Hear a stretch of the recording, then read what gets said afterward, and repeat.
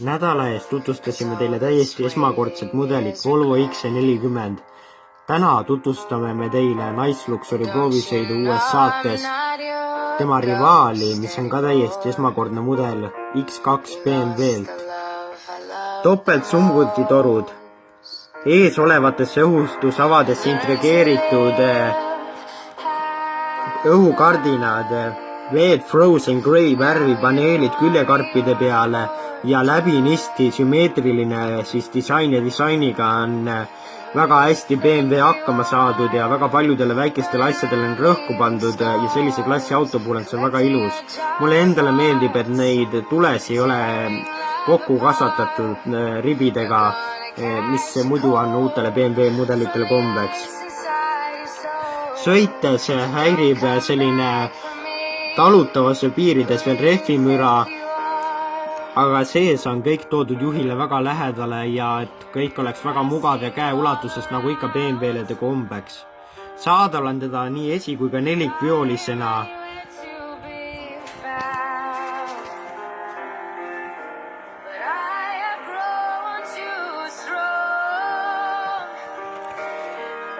BMW Connected äpp siis tuvastab tühjeneva kütusepaagi ja näitab teile, kus on kõige lähimal asuv kütusejaam ja reaalajas liiklusteave ehk siis täpne teave hetke liikluse kohta ja siis täisvärviline DFT ekraan on tal olemas ja väga siis ilusad istmed ja mahukas pagasruum.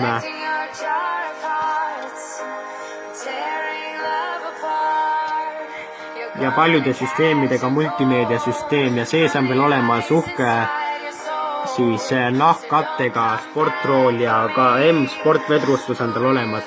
Hinnad algavad talle 34 200 eurost ja sellisel juhul saate endale S-Drive'i 18i 170 kilovatine 231 hobujõuline X-Drive maksab siis juba 46 000 eurot ehk juba päris palju sellise väikse auto kohta.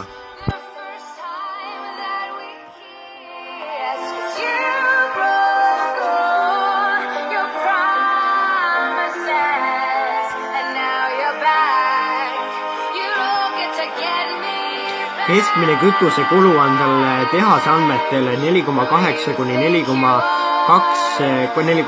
liitrit 100-le, kuigi päris elus tuleb see ikkagi veel sisse sõitmata mudeli puhul 6 liitri kanti välja.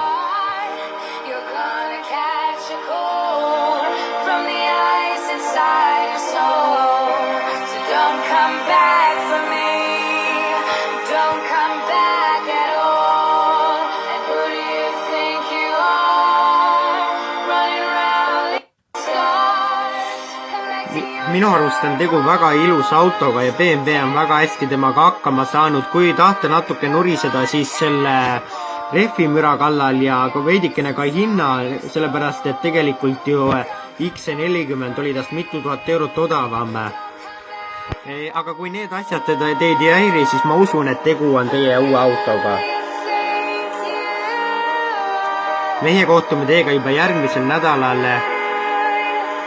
Selliks kohtumiseni liigelge turvaliselt ja minge vaadake see uhke kuldne imeloom üle.